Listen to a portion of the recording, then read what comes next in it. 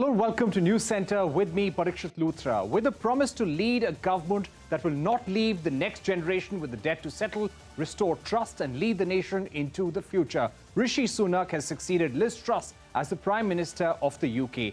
And let's tell you more about the man of the moment. Rishi Sunak is the youngest UK Prime Minister in 200 years. Born in Southampton on the 12th of May 1980, his grandparents had migrated from Gujranwala, part of Punjab in pre-partition India, to East Africa. His parents lived in Tanzania and Kenya before migrating to Southampton in 1960. Remember, Sunak began his career as an analyst with Goldman Sachs till 2004.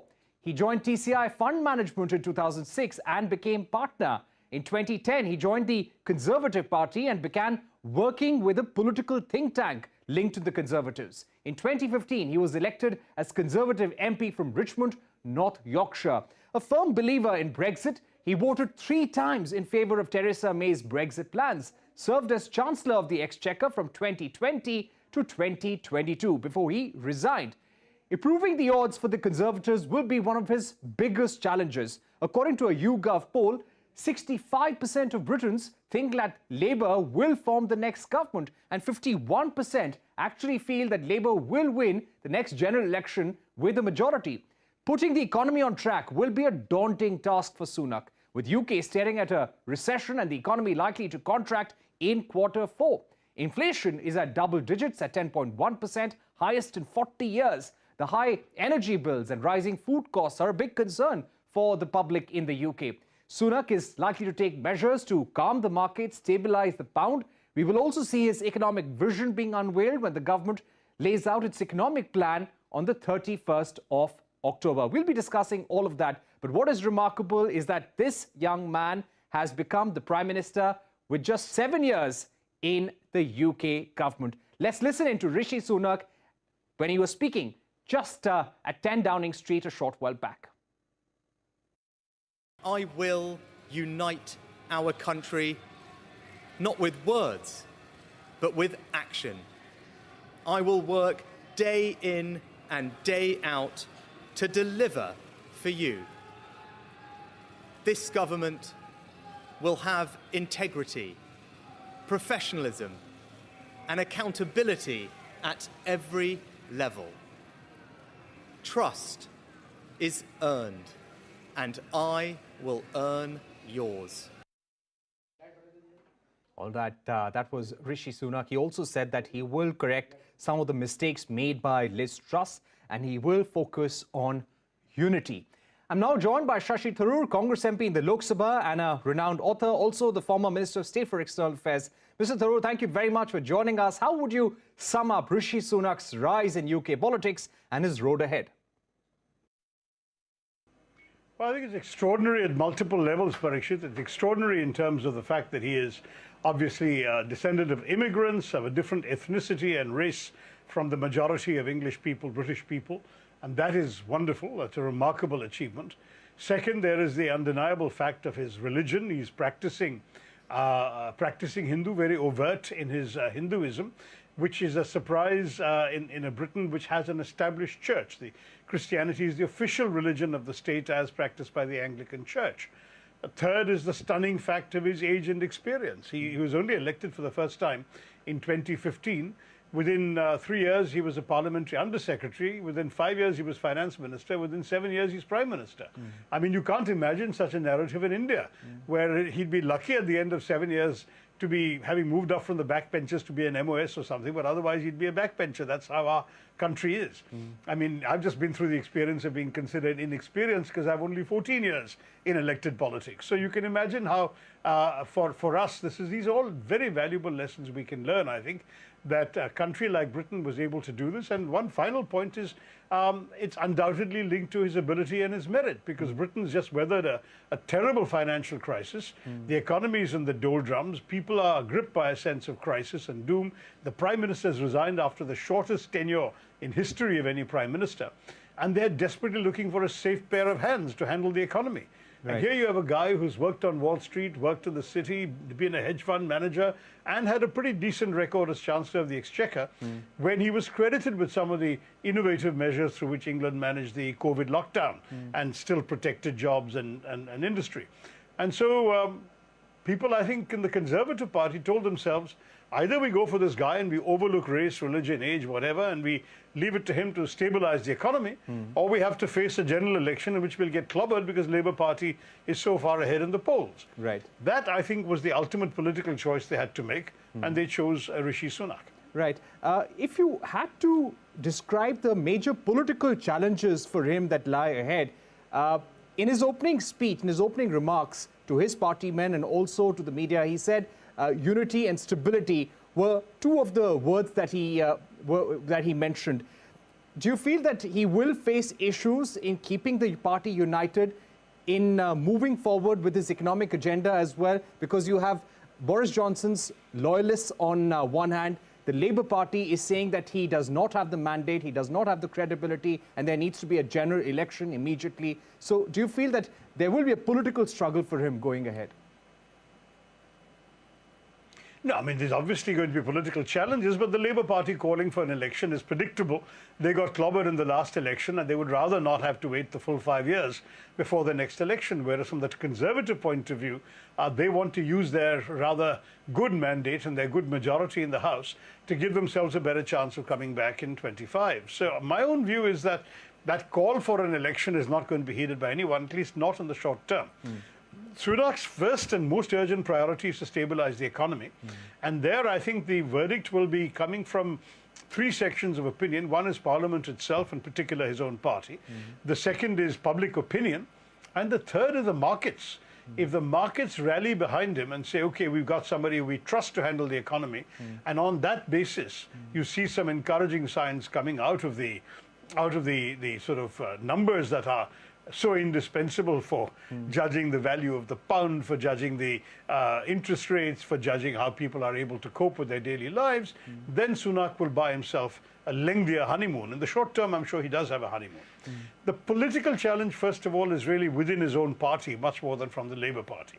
And that is that there is going to be a sense that some of the traditionalists among the Conservatives, who will probably never fully feel that Rishi Sunak is British enough for them, will be lying in wait for some sort of mistake, some sort of blunder that they can then go for the jugular.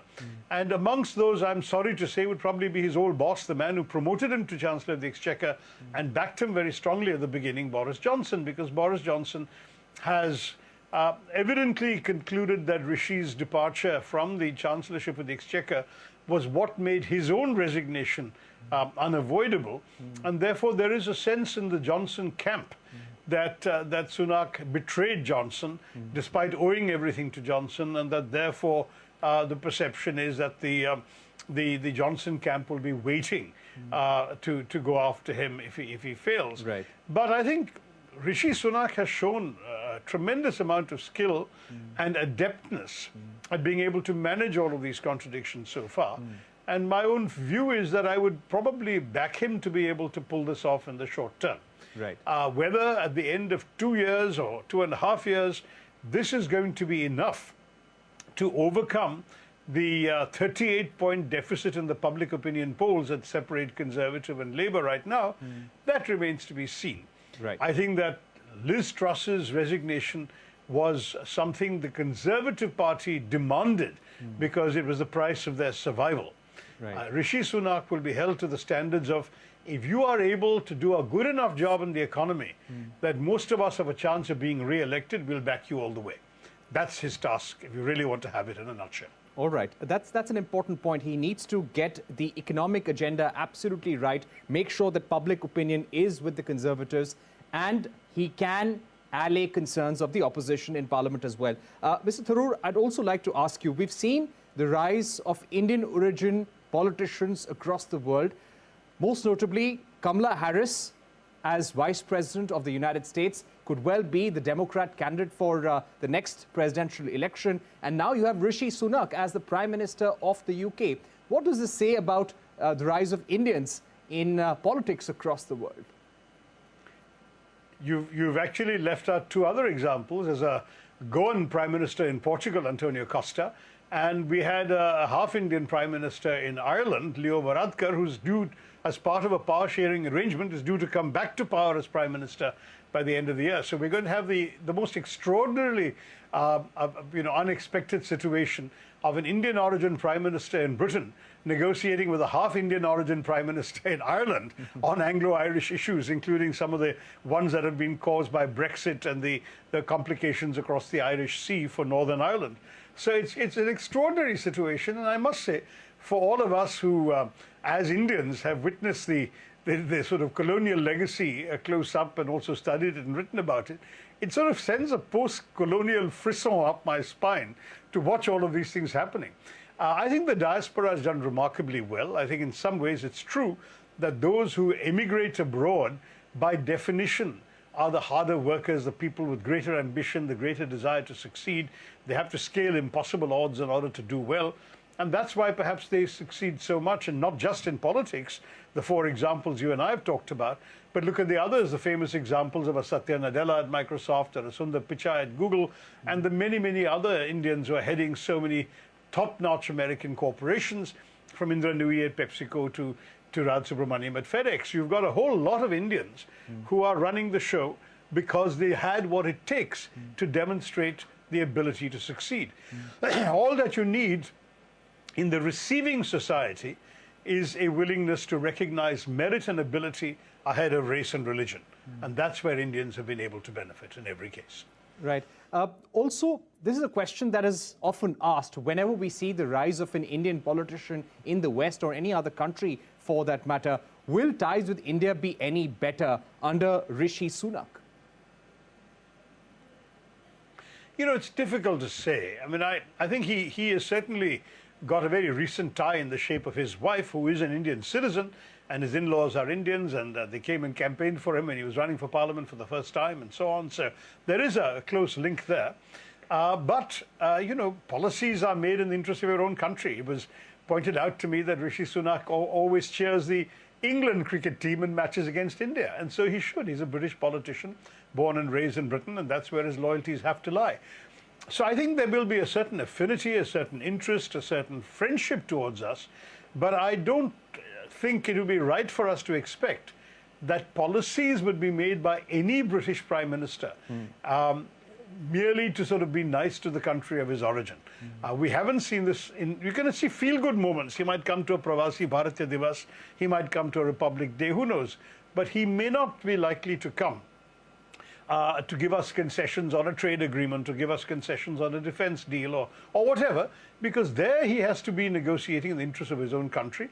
And any politician would be vulnerable to the charge at home that he gave away the store because of non-national interest factors. So he'll certainly be doubly attentive to ensure that he doesn't fall over backwards to please India, and I think we should expect that. Right.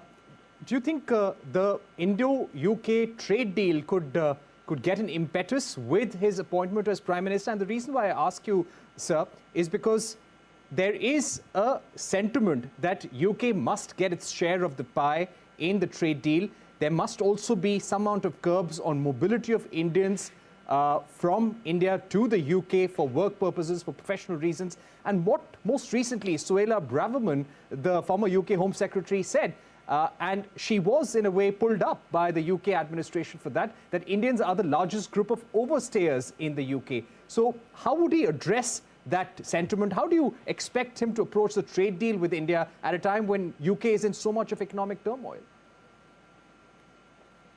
Now, I think those concerns will remain on the table, and we'll also negotiate pretty hard from our side, because for us, you know, it's all very well that they want to sell us Scotch whiskey or automobile spare parts or whatever, but we in turn, one of our biggest exports has been talent, and we do want, for example, our students to be able to stay on after their studies, to work, earn some money, gain some expertise, and then come back to India. And we'll want the conditions that make it possible to do that.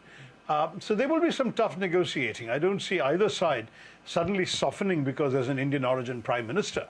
I think we have to understand that in our own country, we have national interests. We're going to negotiate trade agreements in our national interest. and they're going to negotiate trade agreements in their national interest. In fact, it takes the enthusiasm of someone like a Johnson saying we'll have the deal done by Diwali and so on. I don't think an Indian Hindu prime minister would ever use that kind of deadline, because it means a lot more to him than it does to the rest of his people. So please understand, I think we must give Rishi Sunak his space as a British prime minister and not keep pushing him as an Indian who happens to be in 10 Downing Street, or as I was tempted to call it, 10 Browning Street now. All right, so that was Shashi Tharoor telling us that mobility will be critical when it comes to India-UK FTA, and Rishi Sunak clearly has some challenges cut out. We're going to take a short break, but up next we will discuss the key economic challenges that Sunak faces as he takes charge. We will be joined by Richard Heald of the UK-India Business Council and also Professor Scott Lucas from University College Dublin. He will be joining us in just a bit. Don't go anywhere. This special show continues.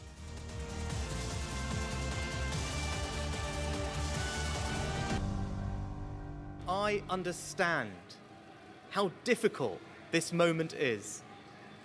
After the billions of pounds it cost us to combat COVID, after all the dislocation that caused, in the midst of a terrible war, and I understand too that I have work to do to restore trust after all that has happened. So I stand here before you, ready to lead our country into the future, to put your needs above politics. All right, that was Rishi Sunak at 10 Downing Street. And remember, he takes charge at a time when UK is facing several economic challenges. Let's discuss more with Professor Scott Lucas of University of Dublin. And we're also joined by Richard Heald of UK-India Business Council. Richard, if I can begin with you. He said in his speech that there is a profound economic crisis that UK is facing currently, and he has been chosen to fix some of Liz Truss's mistakes as well. How do the business chambers in the UK react to his becoming the Prime Minister of the United Kingdom? Well, I think that the reaction from the UK is, if you like, characterised by the reaction in the markets at the present moment. We've seen a certain stability in certainly in the FTSE 250, which is the bellwether, if you like, for the UK economy. And also we've seen certain stability in the currency markets as well. So I think it's a good initial reaction, positive reaction, welcoming reaction.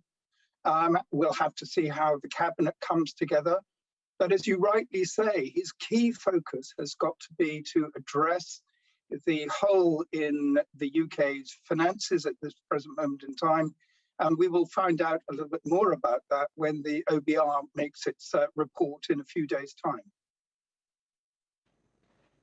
Right. 31st of October is what we will be keeping an eye out for. Professor Lucas, how critical is it for Rishi Sunak to put things back on track on the economic front in order to further solidify and strengthen his political position? I think Richard Heald points out that the first task, and Rishi Sunak called it stability, was to reassure the markets, to reassure the financial sector that there's some type of competence back in 10 Downing Street.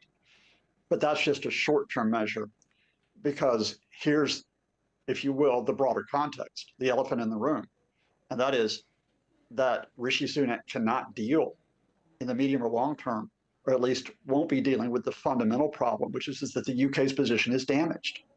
The UK's economic position is damaged because of Brexit and the way that it has been implemented. Rishi Sunak is not proposing, of course, to roll back Brexit. He's not proposing to reconnect in a single market with Europe. And so all you can do is manage decline at that point.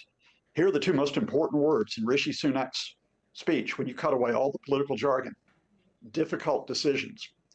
Because Richard Heald referred to that £40 billion hole in the UK's budget. You can only repair that hole in two ways in the medium term. That is, you either raise taxes significantly, which will be difficult for the Conservative Party to handle. In fact, it will divide the party, or you have to cut public services. austerity 2.0 after the austerity of a decade ago. The UK is entering its recession. It has its highest inflation rate in 40 years. 1 million more Britons will go into poverty in the next few months. And I'm afraid that Rishi Sunak will not cope with that because he actually, instead of dealing with the difficulties of Brexit, called it the opportunities of Brexit, and then said, you know, if there are problems, it's all because of the pandemic and because Vladimir Putin invaded Ukraine. Don't blame us for that. Right. Those are important points. Options, perhaps, to set the economy right would also be limited. And Richard, that is the next question to you. We've been seeing reports also from the likes of S&P that UK is in a recession. The next quarter, quarter four, is going to be a contraction of the UK economy. So keeping all of this in mind, how many options does he really have in his toolkit to set things right? Well, as Professor Lucas indicated, he has not many options to, if you like, close the gap. Obviously, he will be hoping that the commodity prices will continue to work in his favor. Certainly, we've also seen that the yields on gilts have declined to a certain extent. But these are all very minor issues that he will have to deal with. I was listening quite closely to Mr. Tharoor before we joined, and I think one of the things that is most relevant to what Mr. Tharoor said is that here you have a Prime Minister who, if anyone within the Conservative Party, knows what the numbers are and knows what the problems are based on his experience. And therefore, I think that looking at the options, and he does have options. There are certain rollbacks that Jeremy Hunt did not announce, which certainly Prime Minister Sunak has been a proponent of in the past. That gives him some optionality, but really things are quite tough. But absolutely, it is steadying the markets and returning the degree of confidence, which will have an immediate impact on the cost of funding that the government has to pay. Right. Professor Lucas, and I'll put final questions to our guests now. Professor Lucas, do you expect him to jump into that trade deal with India, or is he going to take some time, considering that he wouldn't like to be seen as giving concessions to India as a result of his Indian origin? The issue is that no one can jump straight into a trade deal. Remember that Liz Truss had promised that we would have the trade deal by Diwali yesterday. That's not going to happen because it takes months, even years, to negotiate a trade deal. And as you have seen in your discussions with Mr. Tharoor, the issues that are raised in terms of mobility, in terms of tariffs, in terms of the relationships between financial markets, in terms of health and safety regulations, these are issues that very rarely are concluded within months. They usually take several years, 4 to 7 years for a trade agreement.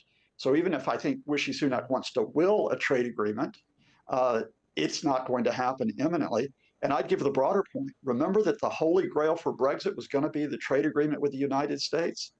That's off the table, not going to happen.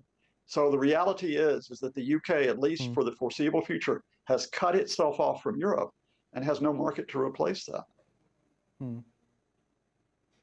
All right, we've run out of time, but Professor Lucas and Richard Heale, thank you very much for joining us here on Newscentre, giving us your view on economic priorities of Rishi Sunak. And let's see how he approaches the Indo-UK trade deal in the days to come. With that, it's a wrap on this edition of Newscentre. Thank you for watching. Goodbye.